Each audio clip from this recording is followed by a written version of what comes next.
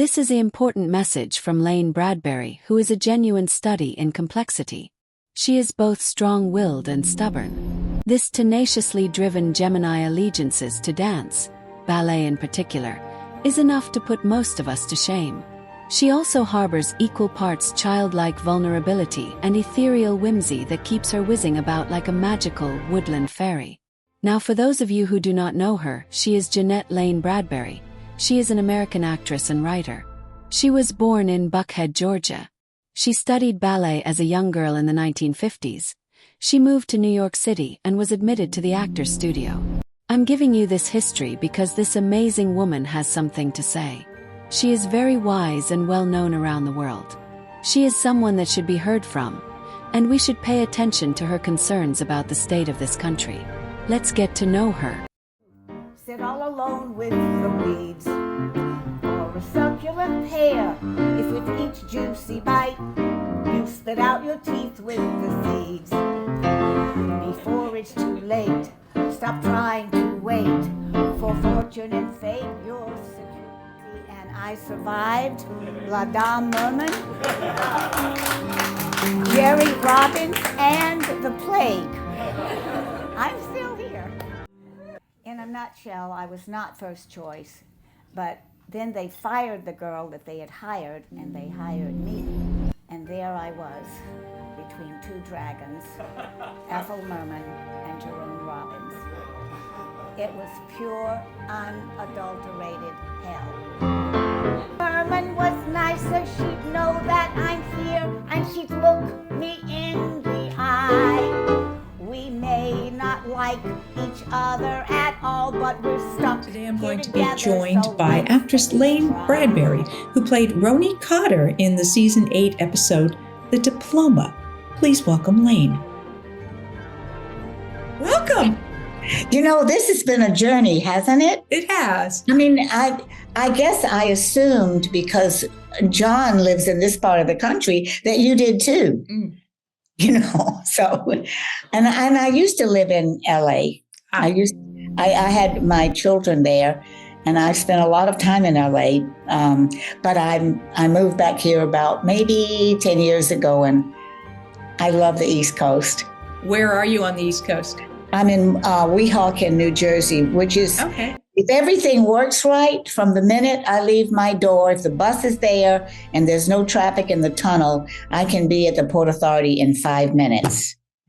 You can't beat that. That's not always the case, though. Here we are. Here we are. Yeah. And we're not too old to learn, are we? Well, listen, I really, really, really struggle with all this technology. Well, I so appreciate you being willing to persevere through all of this miscommunication and confusion and everything, because I really did want to have this opportunity to do this with you, to chat about. No, and I felt the same after what John was saying about you. I thought I want to meet her. So yeah. Tell me what do you remember about, this was the episode The Diploma in season 8, so we were nearing the end of the series, and you came on and you played a character named Roni Cotter, and she lived in the backwoods up in Virginia, and so I came up there on my horse, and you were taking care of 2 children, the Beardsley children, and they were sick, and I wanted you to give them cod liver oil, and you kept ignoring me. You know, you were very mistrustful. A lot of the people up in the mountain were very mistrustful of anything.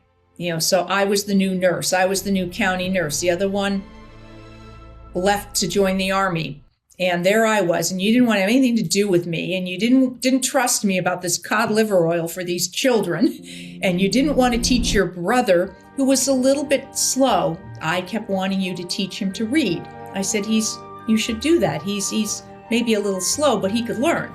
And you were like, no, he doesn't need to. He knows everything he needs to know. So you and I battled it out. And I we had don't some even really lovely remember. scenes. I don't even that. It's like I'm hearing this for the first time. Wow. Wasn't it a great story though? And you were great. Yes, it is. Right. A nurse once helped me through a medical emergency. I knew I wanted to be that person for Scenes were all together. Yeah. Yeah. Then finally I kind of came up there and I brought my son. I had a toddler, he was about 2.5. I brought him up there on the horse with me. And I went into the cabin with you and was talking with you. And you took him outside and I was trying to find out what was going on with these children. Then I came out and he was like gone and you were gone. And I'm like, where has she taken my child? Wow. And we went and I heard sounds and I went over and you had this sort of garden area and there was a little rocking horse. And he was on the rocking horse and you were, sort of playing with him on the rocking horse. And then I noticed these gravestones, and you had lost your husband and your child to like a plague that came through. And so then I understood more about you. Mm-hmm. And so we sort of found this common ground, and you agreed to give the cod liver oil to the children. And I had given this book to your brother, Sweet Billy, and he was starting to learn to read. So it was a very sweet story, and it took a bit, but we, two hard-headed women who kind of came to an understanding that we could respect each other and understand each other and appreciate the lives that we each were living, and ultimately what was best for Anne, for your brother. This for the first time. Isn't that amazing? It's doesn't, I'm listening to this story and listening to you tell me this story and oh my goodness, that's a good script. It's funny because I did 220 something episodes, and a lot of them are a blur to me because I started the series in 1972 and we did 9 seasons. So in season 8, it would have been about 1980 at that point when you worked on the show. So we're talking a few years, and you were in for one episode. So in the course of a career that you had, this was 2-3 days of work, maybe. But the thing that it baffles me that it's like new to me. I'm hearing it for the first time. So bizarre, Were there shows, because I know you worked on things like Gunsmoke and Mod Squad and Partridge Family and FBI, and are there things from the various different shows that you work on that have stood out, that have stayed with you over the years?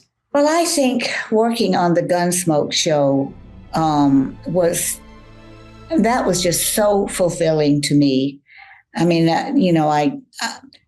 they kept bringing me back, and then I played a country girl, Mary Florine, and they kept bringing her back, and I was in love with Mr. Newley, and he never would give me the time of day. But it was so, and everybody was so incredible to work with. And it was just such a joy it's my favorite show. It's just my favorite show.